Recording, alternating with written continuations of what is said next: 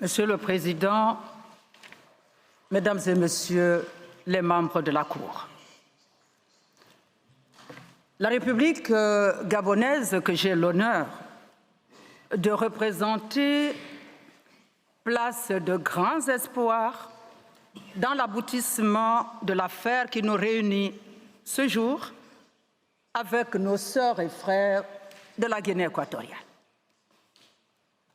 Cette affaire n'aurait pas dû exister. Elle trouve son origine dans un différend plus large, légué par les puissances coloniales au sujet de la délimitation des frontières terrestres et maritimes communes aux deux pays et de la souveraineté sur certaines îles situées au large des côtes gabonaises. Il n'est pas né en 1972 avec les incidents entourant l'île Mbanié. À ce sujet, nous regrettons que lundi dernier, l'agent et un conseil de la Guinée équatoriale se soient employés à dénigrer le Gabon en l'accusant d'agression et d'annexion territoriale. La réalité des faits, pourtant, a été rétablie devant le Conseil de sécurité dès 1972. Elle le sera à nouveau aujourd'hui par mon co-agent. Mais les mots ont un sens et il ne faut pas les dévoyer à des fins tacticiennes, encore moins dans cette enceinte. Du reste, ce différend a déjà été réglé. En 1972, en effet, à la suite d'une mission de médiation africaine, nos deux États ont convenu de régler leurs différends dans le cadre africain et par des voies pacifiques. Conformément à cet engagement, une intense activité diplomatique s'en est suivie et qui s'est traduite notamment par 3 importantes rencontres entre Omar Bongo et Francisco Macias Nguema, à l'époque respectivement président du Gabon et de la Guinée équatoriale. À l'issue de la 3e de ces réunions, tenue à Bata, les deux chefs d'État ont signé le 12 septembre 1974 la Convention de Bata, délimitant les frontières terrestres et maritimes de la Guinée équatoriale et du Gabon, que nos contradicteurs s'obstinent de façon peut-être un peu puérile à ne pas appeler par son nom. Contre toute vraisemblance, la Guinée équatoriale conteste l'existence même de cette convention, en se retenant à peine d'accuser le Gabon d'avoir forgé un faux. Telle est la raison pour laquelle nous nous trouvons devant votre auguste cour aujourd'hui.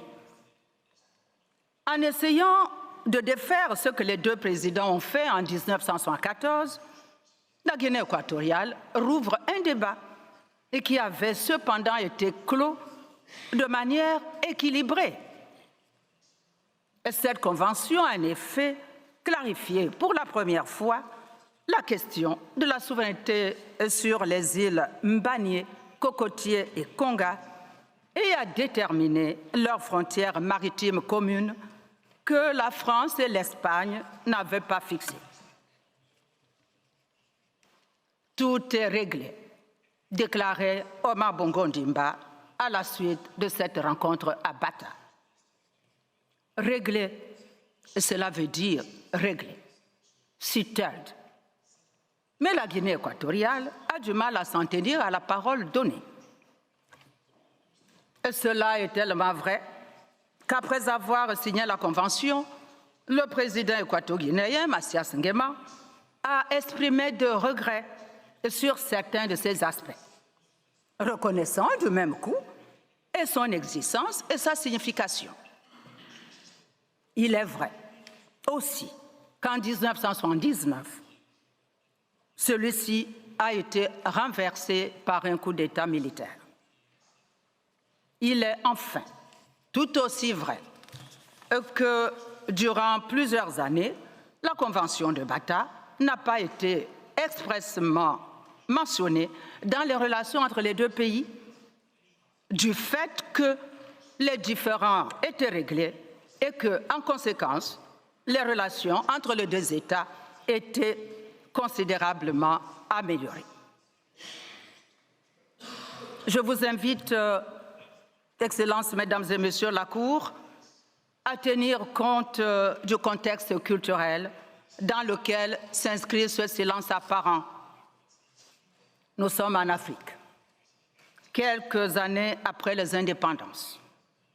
2 ans avant la signature de la Convention de Bata, une médiation purement africaine avait insisté pour un règlement du différend dans un cadre africain.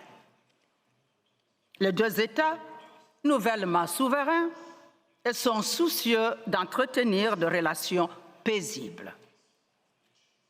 De la plus pure tradition africaine, marquée par une longue tradition orale, les diplomates et les autorités de deux pays vont s'employer à préciser et renforcer les modalités de leur coopération sans plus soulever des questions de principe. Les autorités gabonaises étaient conscientes que la Convention de Bata n'avait pas été bien accueillie par une partie des dirigeants équato-guinéens, au point qu'il a été dit que sa conclusion avait été l'un des motifs du coup d'État qui a coûté la vie au président Mathias Nguema. Lui-même, d'ailleurs, avait déclaré que la convention qu'il avait signée ne reflète pas totalement la solution qu'il espérait. Mais tous les traités sont fondés sur des compromis. Et les regrets qu'il a pu exprimer n'enlèvent rien à la validité de la Convention et qui lie nos deux États depuis 1974. Du reste, et comme les avocats de la Guinée équatoriale l'ont eux-mêmes souligné, la prise de pouvoir par le président Teodoro Obiang-Nguema a marqué le point de départ d'une ère de relations paisibles entre nos deux pays. Rien d'étonnant dès lors que la Convention de Bata n'ait plus été mentionnée expressément dans les relations entre les deux États et qui bénéficiait très largement de la sécurité juridique qu'elle avait apportée. Cette nouvelle ère s'est traduite par la signature d'un accord de coopération pétrolière dès le 13 novembre 1979. Et contrairement à ce que la Guinée équatoriale affirme maintenant, cet accord, loin de constituer un désaveu de ce qui avait été acquis à Bata, témoigne de la volonté de deux pays de rechercher une solution concrète de compromis que la Convention de 1974 avait expressément envisagée en ce qui concerne la délimitation maritime. Et cela n'a d'ailleurs pas empêché la Guinée équatoriale de dénoncer l'accord pétrolier moins de 9 mois après sa conclusion. Monsieur le Président, Mesdames et Messieurs de la Cour, je me permets de le répéter. Nous sommes en Afrique. Et c'est parce que nous sommes en Afrique que j'ai utilisé le qualificatif de sœurs et frères pour parler de la délégation de la République de Guinée équatoriale, malgré quelques propos peu amènes à notre rencontre que j'ai entendue avant-hier dans cette salle. En effet, le Gabon et la Guinée équatoriale sont des pays frères, liés par tant de choses et condamnés, pour le meilleur et pour le pire, à vivre ensemble, du fait de la géographie, de l'histoire, de l'anthropologie. À propos d'anthropologie, il n'est pas sans intérêt de souligner que les deux chefs d'État actuels du Gabon et de la Guinée équatoriale se nomment respectivement Oligui Nguema et Obiang Nguema. Autre élément qui n'est pas un trait intrinsèquement africain, mais qui constitue le triste apanage des pays nouvellement indépendants, comme l'étaient le Gabon et la Guinée équatoriale, peu après leur accession à la souveraineté internationale, en une période d'avant l'ère de l'électronique et du stockage de données. La mauvaise tenue des archives, du fait de la conjonction des conditions climatiques défavorables, du manque du personnel qualifié et de moyens techniques. Cela suffit à expliquer que malheureusement, ni l'une ni l'autre des parties n'ait retrouvé l'original de la Convention de Bata. La Guinée équatoriale, le pays où la signature a eu lieu, affirme qu'elle ne l'a pas, sans donner la moindre preuve qu'elle a cherchée. Toutefois, conformément à une pratique fréquente à l'époque dans les relations avec l'ancienne puissance coloniale, le président Omar Bongo avait fait adresser, dès le 28 octobre 1974, une ampliation du texte de la Convention de Bata à l'ambassadeur de France à Libreville, mais pas un bout de papier, a scrap of paper, selon l'expression utilisée par un conseil de la Guinée équatoriale. Cette lettre, à laquelle la Convention était annexée, a été retrouvée dans les archives françaises. La période de coopération apaisée entre les deux pays a pris fin lorsque la Guinée équatoriale a émis de nouveau de prétentions sur les îles Mbanié, Cocotier et Konga, en lien avec l'octroi de permis d'exploration pétrolière dans les zones maritimes adjacentes.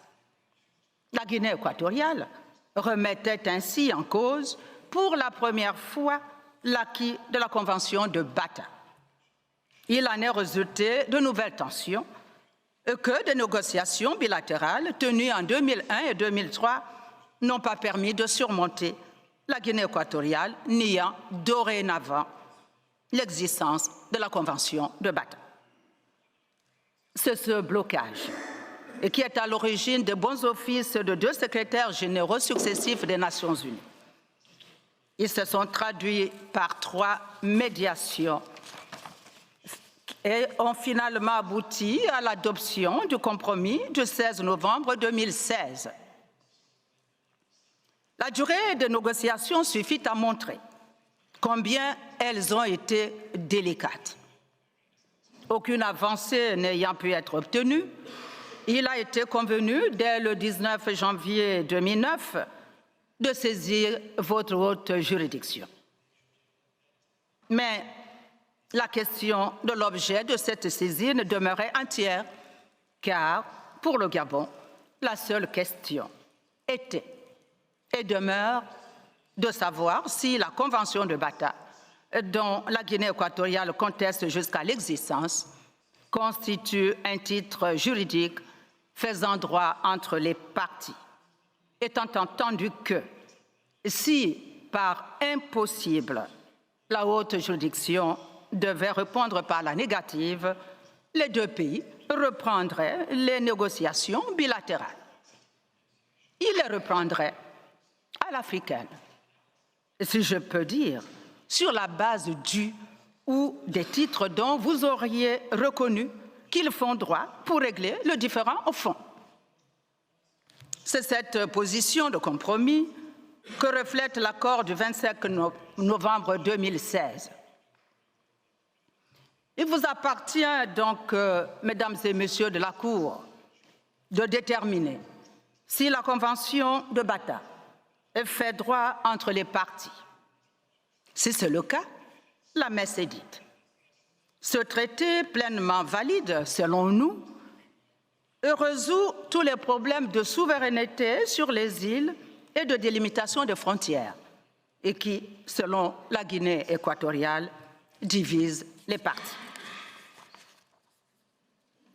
Si jamais ce n'était pas le cas, vous devriez dire, comme l'article 1er du compromis le demande, et quel titre juridique pourrait faire droit entre elles, s'agissant de la délimitation de leurs frontières maritimes et terrestres communes et de la souveraineté sur les îles Mbanié, Cocotier et Konga.